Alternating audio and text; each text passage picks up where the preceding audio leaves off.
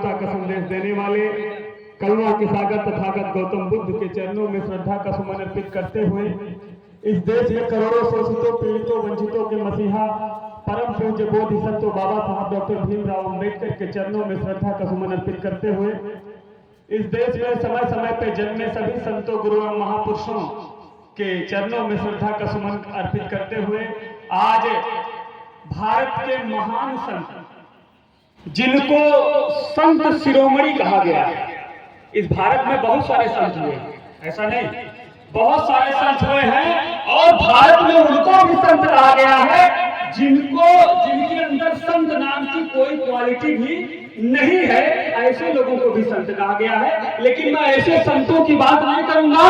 संत रविदास उन संतों से बहुत ऊपर के संत हैं। जैसे आकाश में बहुत सारे तारे हैं, लेकिन उस तारों में एक ध्रुव तारा होता है, संत रविदास उस ध्रुव तारे के समान है। संत रविदास जी का आज जन्मदिन है।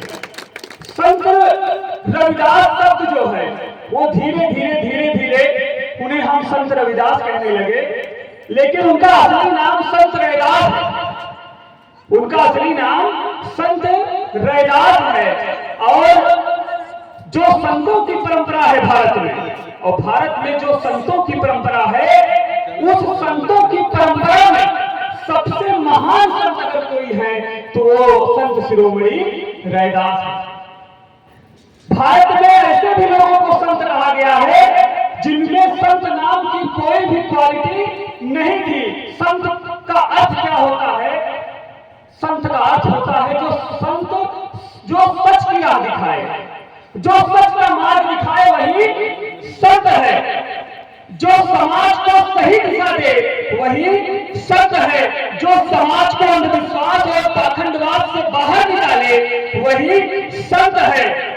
और भारत में संत गुरु रैदास से बड़ा कोई भी संत नहीं है, क्योंकि उन्होंने अपने आजीवन इस समाज के लिए संघर्ष किया। आजीवन अपनी रचनाओं के माध्यम से इस जाति व्यवस्था, इस भेदभाव, इस छुआछूत के खिलाफ विद्रोह किया। इस भारत में आज तक कोई ऐसा संत नहीं पैदा हुआ जो संत रविदास की बराबरी कर ले, जो संत रविदास के पैरों की धूल तक हो जाए। आज तो भारत में कोई ऐसा संत पैदा नहीं हुआ। संत रविदास कहते हैं जाति जात में जात है जो केतन के पास, और रविदास मानुष न जुड़ सके जब तक जात ना जात।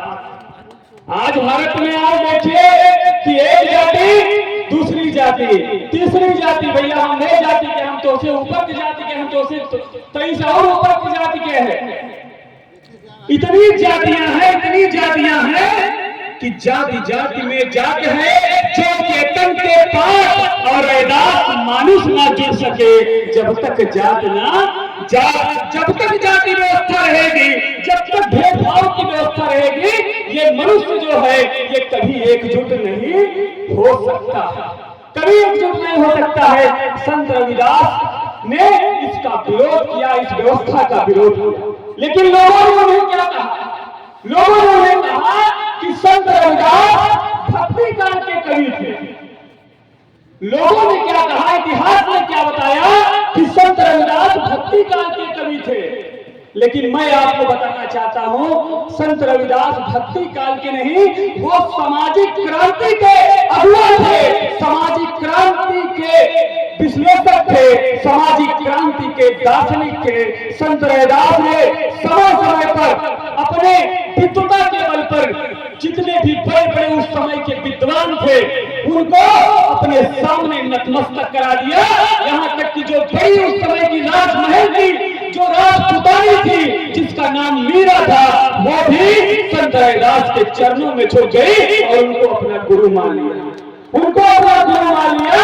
ये ताकत संत रविदास में थी, उनके विद्वता में थी, उनके ज्ञान में थी। संत रविदास कहते हैं कि ऐसा चाहूं राज में मेरे सर्व के वन, और छोट बड़े सब संबत है रविदास रहाए प्रसन्न। किस राज की कल्पना करते हैं? संत रविदास कहते हैं राज ऐसा होना चाहिए जहां कोई दलित ब्राह्मण ना हो, कोई छोटा या बड़ा ना हो, कोई अमीर गरीब ना हो, ऐसा समाज चाहिए जहां सभी मनुष्य एक समान हो, सभी मनुष्य को सभी प्रकार की सुविधाएं हो, कोई ऊंचा या नीचा ना हो। हमारे महापुरुष 400-600 साल पहले ये बात कह करके गए, लेकिन आज भी आप देखिए कि जो उन्होंने क्रांति की, आज भी वो क्रांति आज भी यहीं पर छुपी हुई है। आज भी भेदभाव समाज में पूरी तरीके से व्याप्त है, आज भी असमानता पूरी तरीके से व्याप्त है। लोग संत रविदास का नाम तो लेते हैं, लेकिन संत रविदास ने जो बताया उस मार्ग पर चलने का काम नहीं करते। रविदास जन्म के काल में कोई नीच न तो नीच कर डाली है, ओछे कर्म की कीच। अर्थात रविदास जन्म के कारण कोई छोटा या बड़ा नहीं होता। ये रविदास कहते हैं कि जन्म के कारण कोई ब्राह्मण या कोई दलित नहीं होता, उसका कर्म ही उसको ब्राह्मण या दलित बनाता है, उसका कर्म ही उसे महान बनाता है, उसका कर्म ही उसे नीचे की ओर धकेलता है। इसलिए अच्छा कर्म करो। कैसा कर्म करो? अच्छा कर्म करो, शिक्षित बनो, संगठित बनो और संघर्ष करो, तभी तुम आगे जा पाओगे, नहीं तो आगे जाने वाले नहीं है। इस देश में ऐसे भी संत हुए जिनको संत तो कहा गया, लेकिन उन्होंने कभी स्त्री पुरुष को समानता का अधिकार नहीं दिया। उनके लेखों में कभी वो समानता की बात उन्होंने नहीं की। उन्होंने कहा कि पूजे विप्रशील गुणहीना झूठना गुणगण ज्ञान प्रवीणा। एक इनको भी संत कहा गया जिन्होंने कहा कि जो विप्र है वो ब्राह्मण है, वो भले ही पढ़ा लिखा ना हो, भले ही विद्वान ना हो, लेकिन वो पूजने के लायक है। और शूद्र जो है वो कितना विद्वान हो जाए, कितना पढ़ा लिखा हो जाए, लेकिन वो पूजने के लायक नहीं है। लेकिन उसी के विरोध में संत रविदास ने क्या कहा? उन्होंने कहा कि रविदास ब्राह्मण मत पूजिए जो होवे गुणहीन, अब पूजे चरण चंडाल के जो होवे गुण प्रवीण। अर्थात रविदास कहते हैं कि रविदास उस ब्राह्मण, चाहे वो ब्राह्मण हो, अगर वो पढ़ा लिखा नहीं है, विद्वान नहीं है, तो वो पूजने लायक नहीं है। अगर वो शूद्र है और अगर वो पढ़ा लिखा है, विद्वान है, जानकार है, तो वो पूजने के लायक है। जैसे बाबा साहब अम्बेडकर, भले ही उन्हें नक्शा के बाहर बैठाया गया, लेकिन जब उन्होंने इस देश का संविधान लिखा तो आज लाखों करोड़ों लोग उनको नतमस्तक होते हैं। ऐसे ऐसे विद्वान हमारे समाज में जन्म लिए। तो हमको तो गर्व होना चाहिए, हमें अपने समाज पे गर्व होना चाहिए, अपने महापुरुषों पे गर्व होना चाहिए। लेकिन हम गर्व किसके करते हैं? जो हमारा नहीं है। जो हमारा है नहीं, हम उनके पीछे तो भाग रहे हैं, लेकिन जो हमारा है हम साथ जाने को तैयार नहीं है। हम उसके साथ जाने को तैयार नहीं है। संत रविदास ने जो बातें की वो आज भी पूरी तरीके से यहाँ पर आती हैं। इसलिए सम्मानित साथियों, हमें संत रविदास के बताए हुए मार्ग पर चलने की जरूरत है। और संत रविदास का जो रास्ता है वो समता का रास्ता है, प्रेम का रास्ता है, बंधुता का रास्ता है, ज्ञान का रास्ता है। उन्होंने कोई भक्ति का मार्ग नहीं दिखाया कि आप भक्ति पे चलो, उन्होंने ज्ञान का मार्ग दिखाया, उन्होंने सच का मार्ग दिखाया। और जो सच के मार्ग पर चलेगा उसी का भला होगा, और जो झूठ के मार्ग पे चलेगा उसका कभी भला होने वाला नहीं है। आज यही गंगा माई यहाँ है कि नहीं है? यही गंगा माता है। कितने ही लोग आते हैं यहाँ पे स्नान करने, आते हैं कि नहीं आते? आज भी मेला लगा हुआ, आए कि नहीं आए? स्नान करने आते हैं। लेकिन संत रविदास क्या कहते हैं कि मन चंगा तो कठौती में, अगर मन में मैल है, मन में अगर मैल है तो कितना गंगा नहीं, गोदावरी नहीं, जमुना नहीं, सरस्वती नहीं, भारत का जितनी नदी है सब नहा हो गया, लेकिन तुम्हारा पाप खत्म होने वाला नहीं, क्योंकि मन में गए है।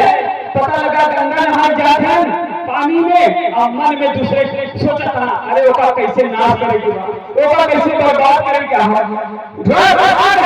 है, ईर्ष्या है, नफरत है, तो आपका कभी भला होने वाला नहीं है। जो बात तथागत गौतम बुद्ध ने अपने समय में कही, वही बात अपने समय में संत रविदास ने कही, वही बात बाबा साहब ने कही, वही बात संत कबीर ने कही, वही बात छत्रपति साईं जी महाराज ने कही, वही बात मानव कांशीराम साहब ने कही।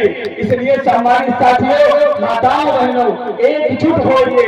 समाज को सशक्त बनाना है तो एकजुट होना चाहिए। आप देखा कि कभी मधुमक्खी है, मधुमक्खी अगर एक ईटा मार गया तो सारी मधुमक्खी एक साथ तोड़े ऊपर पीछा कर लेंगे और तोका एकदम से फैल के ले।